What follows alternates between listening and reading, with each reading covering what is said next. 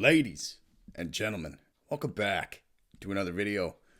Today, I'm giving my first impressions on Assassin's Creed Shadows, hence the hood. Now, let's get into it because this game really has a lot to offer. Assassin's Creed is finally here. It's in the shadows. And after spending a good chunk of time diving into it, I've got a lot to say. This isn't a full review. That's coming next week. But this is my honest, unfiltered first impressions video. The world, the combat, the visuals, so much to break down. It's a truly incredible world. Right off the bat, let me just say it's absolutely gorgeous. Visually, this game blew me away.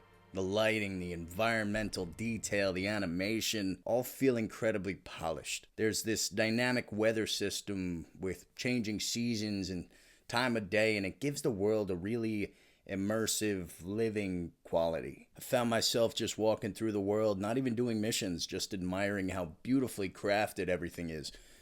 And that's also the reason why I can't do a full game review right now, because it's going to take longer than I thought. Whether it's all the mountains, the dense forests, or traditional Japanese villages, it feels cinematic. It honestly reminded me, and I don't know how a lot of people are going to feel about this, but it reminded me a lot of Ghost of Tsushima, a game I loved and didn't expect to connect with so deeply. Shadows has the same serene yet dangerous atmosphere. It's clear Ubisoft took some cues from that game, and honestly, that's not a bad thing at all. Gameplay-wise, this feels like a return to form for Assassin's Creed, but with some smart evolutions. You've got two main characters, Naoi, the shinobi-style assassin, and Yasuke, the samurai powerhouse. The switch between these two styles adds a really nice layer of variety. You can go in loud or stay in the shadows. And it feels rewarding either way. The combat is smooth, and stealth feels satisfying. Again, parkour is back and actually feels good. There's also a sense of density to the world. While the map is definitely smaller than Valhalla, it feels more focused, more handcrafted, and every location has something going on. If you're the kind of player that likes to explore every corner or take your time with the side content, you're really going to enjoy this. The only other Assassin's Creed game that I played fully was Valhalla, and I thought it was amazing. Big, bold, packed with content, but at times it felt overwhelming. Shadows definitely feels smaller and shorter, but not in a bad way. It's more intentional. It's like Ubisoft said, they're aiming for quality over quantity this time around, and honestly, I'm all for that. Their pacing feels tighter, and the missions are more varied and structured. It's like they trimmed the fat from previous games to give you something more curated. Now, let's talk bugs. You'll hate bugs, because, yeah, they're here. I've had a couple of janky moments already. One mission glitched out and forced me to reload. Some NPCs did that weird stand and stare thing, even after assassinating them. Just stare. And there's been a few frame rate drops, mostly during combat-heavy sequences or when transitioning between areas. But here's the thing. It's a massive open-world game.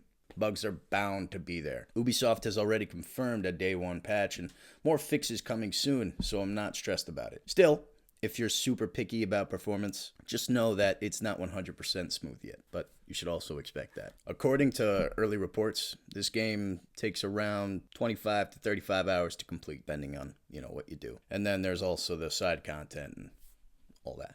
That's about half of Valhalla, but personally, that's a good call. It's more digestible, less bloated.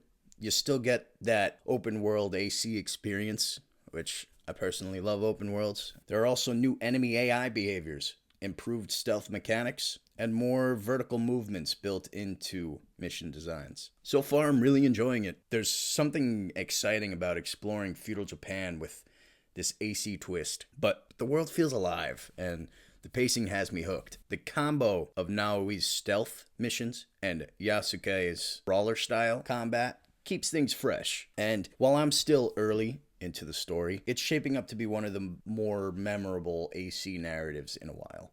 It's not perfect. The bugs are annoying, and there are minor pacing issues, but overall, I'm impressed. I'm having fun, I'm intrigued, and I want to keep playing, which is exactly what you want from a new AC title and from a new game in general, right? So, with all this being said, those are my first impressions of this game.